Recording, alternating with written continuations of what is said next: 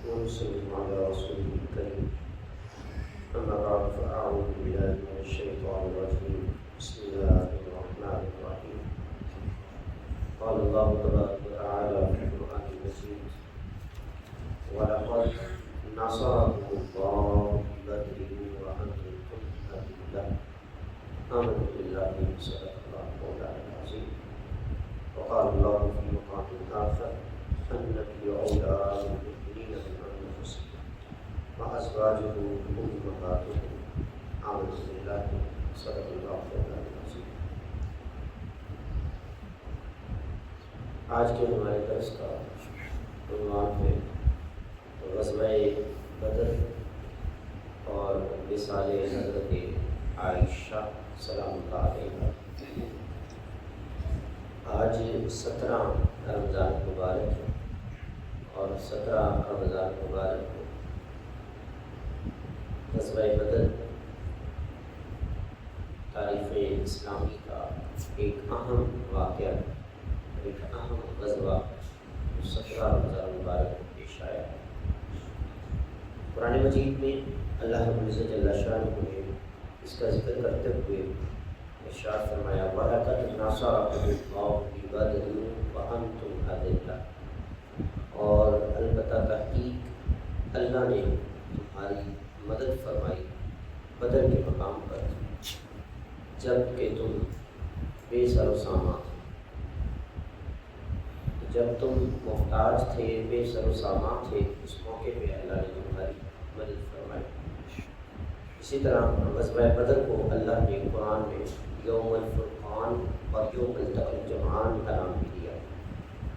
حق اور باطل میں فرق کا دن یوم الفرقان، جس دن حق اور باطل میں فرق ہوگا، اور یوم التقى الجمعان وہ دن جس دن دونوں فوجیں آمنے سامنے ہوئی۔ یہ بھی غزوہ بدر کا تیسرا نام ہے۔ ایک ہے بدر اور ایک ہے یوم الفرقان اور ایک ہے یوم التقى الجمعان۔ غزوہ بدر جو ہے یہ کفار کے ظلم و ستم کی بنا پر پیش آیا کہ جس وقت رسول اللہ صلی اللہ علیہ وسلم سمیت صحابہ کرام رضوان اللہ علیہم مکہ چھوڑ کر مدینہ ہجرت کرنے لگے اور کفار کے ظلم و ستم سے تنگ آ کر مکہ چھوڑنا پڑا۔ جس طرح نبی علیہ السلام نے خانہ کعبہ کو دیکھ کر کہا کہ اے کعبہ تو مجھے بڑا عزیز ہے، تجھے چھوڑ کر میں کبھی نہ جاتا، لیکن یہاں کے باشندے مجھے رہنے نہیں دیتے۔ تو آپ صلی اللہ علیہ وسلم بھی ہجرت فرما گئے، آپ صلی اللہ علیہ وسلم کے ساتھ کثیر تعداد میں صحابہ بھی۔ تو ہجرت کے دوسرے سال جہاد کا حکم آیا، اُذِنَ لِلَّذِينَ يُقَاتَلُونَ بِأَنَّهُمْ ظُلِمُوا، کہ اب اجازت ہے مسلمانوں کو کہ وہ لڑیں ان سے جو ان کو تنگ کرتے ہیں اور جن کی وجہ سے ان کو اپنا وطن چھوڑنا پڑتا ہے اور جن کی وجہ سے یہ مظلوم بن جاتے ہیں، تو ان سے ان کو لڑنے کی اب اجازت ہے۔ تو اس سے پہلے بھی ایک دو چھوٹی لڑائیاں، چھوٹے غزوے ہوئے، لیکن ٹوٹل جو ہے وہ 27 غزوات کا ذکر آتا ہے کہ 27 غزوات ہیں، اور غزوہ اس کو کہا جاتا ہے جس میں خود رسول اللہ صلی اللہ علیہ وسلم نے بنفس نفیس شرکت فرمائی ہو، اور اس کے علاوہ جس میں آپ صلی اللہ علیہ وسلم نے شرکت نہیں کی لیکن مسلمانوں نے جا کر فتح حاصل کی یا مسلمانوں نے جا کر کفار کا مقابلہ کیا، اس کو سریہ کہا جاتا ہے، جنگ یا سریہ۔ تو آپ صلی اللہ علیہ وسلم نے صحابہ کرام رضوان اللہ علیہم اجمعین کو مدینہ سے بدر کی طرف روانہ ہونے کا حکم دیا، اور 12 رمضان کو نبی علیہ السلام نے 300 صحابہ رضوان اللہ علیہم اجمعین کے ساتھ مدینہ شریف سے بدر کی طرف رخ کیا۔ اس میں مشرکین جو ہے وہ بھی کافی تعداد میں، اور مسلمان ان کی تعداد ویسے عام طور پر 313 مشہور ہے کہ 313 مسلمان تھے، تو یہ مجموعی تعداد ہے، 313 کی تعداد ہے، یہ مجموعی تعداد ہے۔ اس میں جو شامل ہونے والے تھے وہ کم تھے، 313 بھی نہیں تھے، کیونکہ اس میں کچھ صحابہ ایسے تھے جن کو رسول اللہ صلی اللہ علیہ وسلم نے مختلف کاموں کے لیے بھیجا، جس طرح حضرت عثمان غنی رضی اللہ تعالیٰ عنہ کو آپ نے فرمایا تھا بیٹی کا خیال رکھو، یعنی حضرت رقیہ ام کلثوم جو تھی. تو اسی طرح دیگر صحابہ کرام رضوان اللہ علیہم اجمعین کو آپ صلی اللہ علیہ وسلم نے مختلف کاموں کے لیے بھیجا ہوا تھا. جس طرح کلاس میں کوئی اسٹوڈنٹ آ جاتا ہے تو اس کی حاضری لگ جاتی ہے. آئے ہوئے اسٹوڈنٹس جو ہوتے ہیں وہ 30 ہی ہوتے ہیں، لیکن 5-6 ایسے ہوتے ہیں جن کو استاد کسی کام کے لیے بھیجتے ہیں تو لگتی ان کی بھی حاضری. تو 313 مجموعی تعداد ہے وہ ہے جن کی حاضری لگی رسول اللہ صلی اللہ علیہ وسلم کی بارگاہ میں، اور جو شامل ہونے والے ہیں وہ اس سے کم ہیں. 306 کہتا ہے، کوئی 305 کہتا ہے. تو اس طرح سے یہ ان کی تعداد ہے. اور اس میں مہاجرین 236 ہیں اور انصار بھی ہیں، اور جو ان کے پاس ساز و سامان ہیں وہ 2 گھوڑے، 70 اونٹ، 6 زرہیں اور 8 شمشیریں. جس طرح یہ حفیظ جالندری نے شاہنامہ اسلام جو ایک شاعرانہ کلام لکھا، اس کے اندر شاہنامہ اسلام کے اندر انہوں نے بڑے خوبصورت پیرائے سے تاریخ اسلام کا نقشہ کھینچا، اور اس میں انہوں نے غزوہ بدر کو بیان کرتے ہوئے کہا تھے ان کے پاس 2 گھوڑے، 6 زرہیں، 8 شمشیریں، پلٹنے آئے تھے یہ لوگ دنیا بھر کی تقدیریں. تھے ان کے پاس 2 گھوڑے، 6 زرہیں، 8 شمشیریں، پلٹنے آئے تھے یہ لوگ دنیا بھر کی تقدیریں. نہ تیغ و تیر پہ تکیہ، نہ خنجر پر، نہ بھالے پر، بھروسہ تھا ایک سادہ سی کالی کملے والے پر. سبحان اللہ. تو ان کو بھروسہ تھا صرف اور صرف اس بنا پر کہ بھی رسول اللہ ہمارے ساتھ ہیں تو بس اللہ ہمارے ساتھ ہے، اب ہم کبھی بھی جو ہے وہ شکست نہیں کھائیں گے. اور جس وقت رسول اللہ صلی اللہ علیہ وسلم نے صحابہ سے رائے لی، اور یہ آپ صلی اللہ علیہ وسلم کا طریقہ مبارکہ تھا، جب بھی آپ صلی اللہ علیہ وسلم کسی غزوے پر جانا چاہتے تو آپ صلی اللہ علیہ وسلم پہلے رائے لیا کرتے کہ میرے صحابہ تمہاری کیا رائے ہے، تمہارا کیا مشورہ ہے. تو صحابہ کرام رضوان اللہ علیہم اجمعین نے جو محبت بھرے جذبات سے جواب دیا، اور وہ کیا تھا کہ یا رسول اللہ حکم کریں، ہم تو اپنے گھوڑوں کو دریا میں بھی ڈال دیں گے، ہم تو آگ میں بھی چھلانگیں لگانے کے لیے تیار ہیں. یا رسول اللہ آپ حکم تو ارشاد فرمائیں، ہم ہر طرح سے مر پٹنے کے لیے اور لڑنے کے لیے تیار ہیں. یہ ان کی خلوص نیت تھی، اور یہ ان کا جہاد کا جذبہ تھا، اور یہ ان کا اپنی جانوں کو پیش کرنے کا جذبہ تھا اور جذبہ شہادت تھا کہ جس کی بنا پہ اللہ تعالیٰ نے مسلمانوں کو ایک بہت بڑی فتح عطا فرمائی. بظاہر جو صورتحال تھی وہ تو عقل کے خلاف تھی کہ کافر جو ہے وہ تعداد میں زیادہ ہیں، مسلمان تھوڑے ہیں. پھر کافر جو ہے وہ انہوں نے جا کر پہلے کسی جگہ پہ قبضہ کر لیا ہے، اور اپنی طرف سے وہ چال چل رہے ہیں کہ خشک جگہ جو ہے مٹی، وہاں پہ انہوں نے جا کر قبضہ کر لیا تاکہ چلنا پھرنا، جانوروں کا دوڑنا آسان ہو. اور مسلمانوں کے حصے میں ریت آئی، اور وہ ریت کے جہاں پہ پاؤں بھی رکھتے ہیں تو اندر دھس جاتے ہیں، سواری بھی صحیح نہیں چلتی. اور اسی طرح سے جو کافر ہیں انہوں نے اپنی طرف سے اچھی جگہ کا جو کہ زیادہ قریب لگتی تھی ان کو، انہوں نے اس جگہ کا انتخاب کیا، جبکہ مسلمان جو تھے ان کے حصے میں جگہ اچھی بھی نہ آئی. لیکن اللہ تعالیٰ کی طرف سے اس میں خاص مدد اس طرح سے نازل ہوئی. اللہ فرماتا ہے اذ یغشیکم النعاس امنة منه وینزل علیکم من السماء ماء لیطہرکم بہ ویذہب عنکم رجز الشیطان ولیربط علی قلوبکم ولیثبت بہ الاقدام. فرمایا اللہ نے ایک تو تم پر نیند طاری کر دی، مسلمانوں پر نیند طاری کر دی. جب نیند طاری ہو گئی مسلمان ساری رات سوئے رہے، اور جب صبح اٹھے تو حشاش بشاش. اور پھر اللہ نے مسلمانوں کو خواب بھی دکھایا، اور وہ خواب کیا تھا کہ گھبراؤ نہیں، یہ تو تھوڑی سی تعداد میں ہیں اور تم ان کو مار رہے ہو. جب مسلمانوں نے، ہر بندے نے یہ خواب دیکھا کہ ہم تو تھوڑے نہیں ہیں، ہم زیادہ ہیں، اور کافر جو ہیں وہ تھوڑے ہیں اور ہم نے ان کو مار گرایا ہے، تو ان کے اندر اور حوصلہ آ گیا، جذبہ پیدا ہو گیا کہ یار ہم نے تو خواب دیکھا، ہم نے تو ان کو ہرا دیا تھا، اب بھی ہم ان کو ہرا ڈالیں گے. تو یہ بھی ایک اللہ کی طرف سے خواب کہ اللہ نے کفار کی تعداد تھوڑی کر کے دکھائی. اور پھر مسلمان جب حشاش بشاش ہوئے اور ادھر کفار جو ہے وہ ساری رات ہلا ہلا اور فخر اور غرور کے ساتھ ساری رات جاگتے رہے کہ ہم تو تعداد میں بڑی زیادہ ہیں، ہم تو جناب ان کو مسلمانوں کو صبح مار کے لائیں گے، ہم تو ان کا یہ تو ہمارے مقابلے کے ہی نہیں ہے. وہ ساری رات ناچ گانا کرتے رہے، اور جب صبح لڑائی کا وقت آیا تو ان پر نیند طاری ہو گئی. ان پر اللہ نے صبح کے وقت نیند طاری کر دی، سستی طاری ہو گئی، اور ادھر جو ہے وہ ان کی نیند پوری ہو گئی اور صبح یہ حشاش بشاش اور تازہ دم ہو گئے. پھر اللہ نے بارش نازل فرما دی، بارش کی وجہ سے، اب بارش جو ہوتی ہے اس کا اصول کیا ہے؟ اس کا اصول یہ ہے کہ بارش جب نازل ہوتی ہے نا تو کسی کے لیے وہ رحمت ہوتی ہے اور کسی کے لیے وہ زحمت ہوتی ہے۔ کسی کو نزلہ زکام بخار ہو جاتا ہے اور کسی کے لیے ایسی ہوتی ہے کہ بچوں کو بھی کہتے ہیں بارش میں نہاؤ درست ہو جاؤ گے، ٹھیک ہو جاؤ گے، بارش کی ہوا لو ٹھیک ہو جاؤ گے۔ تو مسلمانوں کے لیے وہ بارش رحمت کی بارش آئی کہ جیسے مسلمانوں پر وہ قطرے پڑے مسلمانوں میں حوصلہ آ گیا، مسلمان تازہ دم ہو گئے، ایسے جیسے کوئی کسی کو چھینٹا مارا جائے اور وہ بالکل اس کے اندر طاقت آ جائے۔ مسلمانوں کے ساتھ ایسا ہوا، اور ادھر کفار پر جب وہی بارش پڑتی ہے تو کفار جو ہے وہ سارے کے سارے جو ہے بیمار پڑ جاتے ہیں۔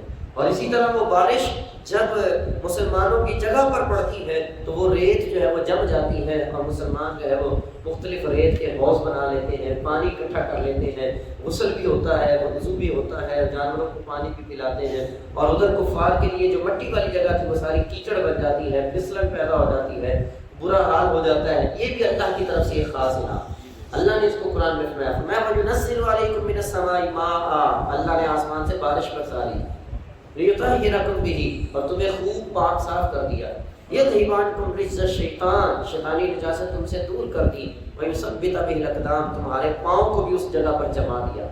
اب مسلمانوں کے پاؤں جب لڑکھڑا رہے تھے، ریت میں ٹھہر نہیں رہے تھے، جب بارش پڑ گئی مسلمانوں کے پاؤں تو مضبوطی کے ساتھ ٹھہرنے لگے، جگہ بھی ٹھنڈی ٹھنڈی ہو گئی۔ تو یہ ایک جو ہے وہ بڑا پرسکون اللہ کی طرف سے جو مدد نازل ہوئی۔ اس کے علاوہ صحابہ کرام رضوان اللہ علیہ مجمعین بیان کرتے ہیں کہ رسول اللہ صلی اللہ علیہ وسلم نے ابھی بدر پیش نہیں آیا تھا، غزوہ پیش نہیں ہوا تھا، لڑائی شروع نہیں ہوئی، رسول اللہ صلی اللہ علیہ وسلم نے جب اس جگہ پر پہنچے تو آپ علیہ السلام نے طویل سجدہ کیا، کیونکہ حضرت عائشہ صدیقہ سلام اللہ علیہ بیان فرماتی ہیں رسول اللہ صلی اللہ علیہ وسلم کو جب بھی کوئی سخت امر پیش آتا تو آپ علیہ السلام نماز پڑھا کرتے۔ آپ صلی اللہ علیہ وسلم نے سجدہ کیا اور سجدے میں صحابہ کہتے ہیں ہمیں ایسے لگ رہا تھا جیسے ہنڈیا کے ابلنے کی آواز آ رہی ہے، اور وہ کیا تھا؟ رسول اللہ صلی اللہ علیہ وسلم رو رو کر اپنے رب سے فریاد کر رہے تھے۔ اور اللہ نے اس کو بھی قرآن میں بیان فرمایا تستغیثون ربکم فاستجاب لکم انی ممدکم بألف من الملائکۃ مردفین، فرمایا اس وقت کو یاد کیجئے جب آپ اپنے رب سے فریاد کر رہے تھے، اللہ نے آپ کی فریاد کو پورا کر دیا، فرمایا میں آپ کی 1000 فرشتوں سے مدد کر دوں گا۔ حضور علیہ السلام نے جب سر اٹھایا صحابہ کرام رضوان اللہ علیہ مجمعین خوشی سے دوڑے کہ آپ صلی اللہ علیہ وسلم آپ اٹھ پڑے ہیں سجدے سے۔ ان کے صحابہ پر بھی ایک دقت طاری ہو گئی جب آپ صلی اللہ علیہ وسلم کے سجدے کو دیکھا، تو جب صحابہ بھی دوڑ کر آپ صلی اللہ علیہ وسلم کے قریب پہنچے تو آپ صلی اللہ علیہ وسلم نے فرمایا صحابہ یہ دیکھا تم نے کچھ محسوس کیا؟ عرض کی یا رسول اللہ کیا ہوا؟ فرمایا ابھی تیز ہوا کا جھونکا آیا۔ جی یا رسول اللہ آیا۔ فرمایا یہ کیا تھا؟ یا رسول اللہ اور اس کے رسول جانے۔ فرمایا اللہ نے 3000 فرشتے مدد کے لیے بھیج دیے۔ ایک اور ہوا کا جھونکا آیا، فرمایا اللہ نے 5000 فرشتے اور بھیج دیے۔ تو یہ وہ غزوہ بدر۔ پھر آپ صلی اللہ علیہ وسلم نے ایک چھڑی پکڑی اور چھڑی پکڑ کے آپ صلی اللہ علیہ وسلم نے کچھ صحابہ کو ساتھ دیا اور پھر آپ صلی اللہ علیہ وسلم نے گول گول دائرے بنائے، نشان لگائے، فرمایا یہاں ابو جہل مرے گا، یہاں عتبہ مرے گا، یہاں شیبہ مرے گا۔ کہاں مریں گے ابو جہل عتبہ و شیبہ؟ کہاں مریں گے ابو جہل عتبہ و شیبہ؟ مقام بدر کا نقشہ حضور جانتے ہیں، سبحان اللہ۔ اور صحابہ کہتے ہیں ہم نے غزوہ بدر جب ختم ہو گیا، لڑائی ختم ہو گئی، ہم اسی طرح سے اپنے لیے اپنی ایمان میں اضافے کے لیے ہم انہی جگہ پر پہنچے اور جا کر دیکھا جہاں حضور نے نشان لگایا تھا 1 انچ بھی کوئی کافر ادھر سے ادھر نہیں تھا، اسی جگہ پر مرے ہوئے تھے۔ تو یہ بھی آپ صلی اللہ علیہ وسلم کا ایک معجزہ تھا جو صحابہ کرام رضوان اللہ علیہ مجمعین نے دیکھا۔ اور پھر اس میں یہ وہ جنگ ہے جس میں شیطان نے جب فرشتوں کو اترتے ہوئے دیکھا، سورہ انفال کے مطابق فلما تراءت الفئتان نكص على عقبيه وقال اني بريء منكم اني ارى ما لا ترون اني اخاف اللہ۔ اس نے جب دیکھا فوجوں کو، فرشتوں کی فوجوں کو اترتے ہوئے، اس نے کہا بھائی میں کافروں تمہارے ساتھ نہیں ہوں۔ پہلے اس نے کافروں کو کہا تم تو آج جیت جاؤ گے، تمہارے مقابلہ تو کوئی ہو ہی نہیں سکتا اور یہ مسلمان تو تمہیں ہرا ہی نہیں سکتے۔ اور جب اس نے فرشتوں کو نازل ہوتے دیکھا تو اس نے کہا انی بریء منکم انی اری ما لا ترون، میں نے آج وہ دیکھ لیا ہے جو تم نہیں دیکھ سکتے۔ اور وہ کیا تھا کہ اللہ نے فرشتے نازل کیے۔ اور صحابہ کہتے ہیں ہمیں خبر ہی نہیں ہے کہ ہم دیکھ رہے تھے کہ تلواریں چل رہی ہیں لیکن ان کو چلانے والے نظر نہیں آ رہے، سر اتر رہے ہیں لیکن اتارنے والے نظر نہیں آ رہے۔ اور یہ کون تھا؟ یہ اللہ کی طرف سے فرشتے تھے۔ اور علامہ اقبال نے بھی کہا تھا نا فرشتے تیری نصرت کو اتر سکتے ہیں گردوں سے قطار اندر قطار اندر۔ کہ آج بھی جو ہے وہ فرشتے مدد کے لیے بندے کی اتر سکتے ہیں اگر فضائے بدر پیدا ہو جائے. فضائے بدر پیدا کر فرشتے تیری نصرت کو اتر سکتے ہیں اردو سے قطار اندر قطار اپنے. تو یہ آسمانوں سے فرشتے آج بھی نازل ہو سکتے ہیں اگر مسلمان اسی طرح جہاد کا جذبہ لے کے فلسطین پہ اتر آئیں. آج بھی مسلمان جہاد کا جذبہ لے کر کشمیر میں اتر آئیں تو اللہ تعالیٰ آج بھی جو ہے وہ فرشتوں کو نازل کر سکتا ہے. اور آج بھی اگر مسلمانوں کا جذبہ شہادت بیدار ہو جائے اور آج بھی مسلمانوں کا ایمان اگر اسی طرح صحابہ جیسا ہو جائے جو صحابہ نے کہا تھا یا رسول اللہ حکم فرمائے ہم تو آگ میں بھی چھلانگ لگانے کے لیے تیار ہیں. اور یہ وہ غزوہ ہے جس غزوے میں کسی نے اپنی رشتہ داری کا لحاظ نہیں کیا. حضرت ابوبکر صدیق نے اپنے بیٹے عبد الرحمن کے مقابلے میں آئے ہوئے تھے اور یہ وہی غزوہ ہے جس میں بعد میں عبد الرحمن جب مسلمان ہو گئے انہوں نے کہا ابا جی غزوہ بدر کے موقع پہ آپ میری تلوار کے نیچے آئے تھے, میں نے آپ کو ابو سمجھ کے چھوڑ دیا کہ میرا باپ ہے. حضرت ابوبکر صدیق نے ٹیک لگائی, آپ نے ٹیک چھوڑی, فرمایا اللہ کی قسم اگر تم میری تلوار کے نیچے آ جاتے نا میں تمہیں بیٹا سمجھ کے چھوڑتا نہ بلکہ رسول اللہ کا دشمن سمجھ کے گردن اتار دیتا. کیونکہ وہ لڑائی حق اور باطل کی لڑائی تھی, رشتوں کی لڑائی نہیں تھی, تو حق اور باطل کی. اسی طرح حضرت عمر اپنے ماموں کے مقابلے میں, حضرت امیر حمزہ نے بھی اپنے رشتہ دار شیبہ کو, حضرت علی نے ولید کو قتل کیا اور ابو جہل کو دو ننھے مجاہدوں نے معوذ اور معاذ نے مارا. جب یہ دو بچے حضرت عبد الرحمن کہتے ہیں کہ میرے پاس آئے اور کہا کہ بھئی کہاں ہے یہ ابو جہل, تو میں نے ان بچوں سے کہا بھی تمہارا کیا کام, تو ان بچوں نے آگے سے جو کہا اس کو ایک شاعر نے بڑے خوبصورت پیرائی میں بیان کیا کہ قسم کھائی ہے مر جائیں گے یا ماریں گے ہم اس ناری کو, قسم کھائی ہے مر جائیں گے یا ماریں گے ہم اس ناری کو, سنا ہے گالیاں دیتا ہے وہ محبوب باری کو, ہم اسے نہیں چھوڑیں گے. یہ وہ جذبہ تھا صحابہ کے درمیان اور بچوں کے درمیان. اور پھر جب اشارہ کیا یہ ہے ابو جہل تو وہ بچے دوڑ کر گئے اور اس پر جا کر حملہ کر دیا.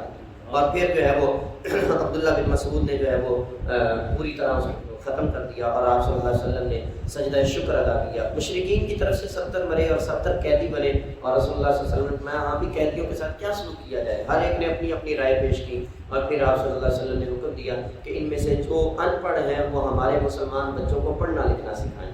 اس سے تعلیم کی اہمیت بھی پتہ چلتی ہے کہ علم کی کتنی اہمیت ہے. مسلمانوں کی طرف سے 14 شہید ہوئے اور پھر مرنے والوں کو آپ صلی اللہ علیہ وسلم نے ایک کنویں میں کہا کہ ان کو کنویں میں ڈالا جائے اور آپ صلی اللہ علیہ وسلم کنارے پر کھڑے ہوئے, فرمایا ہاں بھی کافروں بتاؤ اللہ نے اپنا وعدہ سچا کر کے دکھایا ہے یا نہیں, لیحق الحق ویبطل الباطل, اللہ نے حق کو حق کر دیا ہے اور باطل کو باطل کر دکھایا. حضرت عمر بول اٹھے یا رسول اللہ کیا یہ سن رہے ہیں, یہ تو مر گئے. آپ علیہ السلام نے فرمایا عمر تمہیں نہیں پتا یہ تم سے زیادہ سن رہے ہیں, یہ زیادہ سن رہے ہیں. تو اگر کافر مرنے کے بعد سن سکتا ہے تو ایک مومن تو مرنے کے بعد بدرجہ اولا زیادہ سن سکتا ہے. اور اللہ نے فرمایا وَلَا تَحْسَبَنَّ الَّذِينَ قُتِلُوا فِي سَبِيلِ اللَّهِ أَمْوَاتًا بَلْ أَحْيَاءٌ عِندَ رَبِّهِمْ يُرْزَقُونَ. جو اللہ کی راہ میں مارے جائیں ان کو مردہ کہنا بھی نہیں ہے, گمان بھی نہیں کرنا, بلکہ وہ تو زندہ ہوتے ہیں, ان کو رزق دیا جاتا ہے. تو جو شہید ہوئے رسول اللہ صلی اللہ علیہ وسلم شہداء بدر کے لیے دعا بھی کیا کرتے ہیں. اور اسی طرح سے یہ 17 رمضان المبارک کو یہ غزوہ پیش آیا تو اس میں مسلمان شہید ہوئے اور اس کی وجہ سے بڑے اثرات اور مسلمانوں کو اچھا خاصا مال غنیمت بھی جمع ہوا اور مسلمانوں کے اندر حوصلہ بھی پیدا ہوا. اور یہ ایک اس سے پہلے بھی لڑائیاں ہوئی لیکن یہ ایک بڑی لڑائی تھی فتح کے لحاظ سے جس میں مسلمانوں کو فتح ملی. اور اس میں آج بھی مسلمانوں کے لیے کئی قسم کے عبرت حاصل کرنے کے لیے سبق موجود ہے. 17 رمضان المبارک کو حضرت اماں عائشہ صدیقہ سلام اللہ علیہ کا یوم وصال بھی ہے. آپ علیہ السلام کی زوجہ محبوبہ ہیں اور یہ وہ زوجہ ہیں جن کی عفت اور پاک دامنی پر اللہ نے قرآن کی 17 آیات نازل فرمائی. واقعہ عفت کے لحاظ سے اللہ تعالیٰ نے قرآن مجید میں ان کی پاک دامنی کو بیان کیا. اور اس حوالے سے ایک روایت بس حضرت عائشہ خود بیان کرتی ہیں کہ میں کون ہوں اور میرا مقام اور میری عظمت کیا ہے. آپ فرماتی ہیں جبریل مجھے سلام کرنے کے لیے آیا کرتے تھے اور حضور صلی اللہ علیہ وسلم نے میرے علاوہ کسی کمواری سے نکاح نہیں کیا. آپ صلی اللہ علیہ وسلم کی 11 بیویاں ہیں, 10 بیویاں جو ہیں ان میں یا تو کوئی بیوہ ہے یا مطلقہ ہے, لیکن جو ہے یہ حضرت عائشہ صرف کمواری تھی. اور پھر فرمایا میں ابو بکر کی صاحبزادی ہوں اور پاکیزہ گھرانے میں پیدا ہوئی ہوں اور بوقت وصال حضور کا سر میری گود میں تھا. اور یہ حضرت عائشہ ہی ہے جنہوں نے مسواک بھی حضور کو اپنے دانتوں میں چبا کر حضور کو دی تھی بوقت وصال. تو یہ اور آپ صلی اللہ علیہ وسلم کا وصال ان کی گود میں ہوا اور میرے گھر میں دفن ہوئے, حضرت عائشہ کے گھر میں آپ صلی اللہ علیہ وسلم دفن ہوئے. اور جب حضرت عائشہ حضور کے بستر میں ہوتی تو یہ واحد وہ زوجہ ہیں کہ جن کی موجودگی میں اللہ تعالیٰ وحی نازل فرما دیا کرتا تھا اگرچہ یہ بستر میں ہوتی، اور پھر فرماتی ہیں کہ میری براءت آسمان سے نازل ہوئی، اور حضرت عائشہ فرماتی ہیں کہ حضور مجھ سے بڑی محبت فرمایا کرتے ہیں۔ آپ واقعات کو پڑھیں، سیرت کو پڑھیں تو واقعی نظر آتی ہے جھلک کہ آپ صلی اللہ علیہ وسلم کس قدر پیار اور محبت فرمایا کرتے تھے۔ اللہ تعالیٰ حضرت عائشہ کی شفاعت نصیب فرمائے اور اصحاب بدر اور شہداء بدر کی بھی شفاعت نصیب فرمائے۔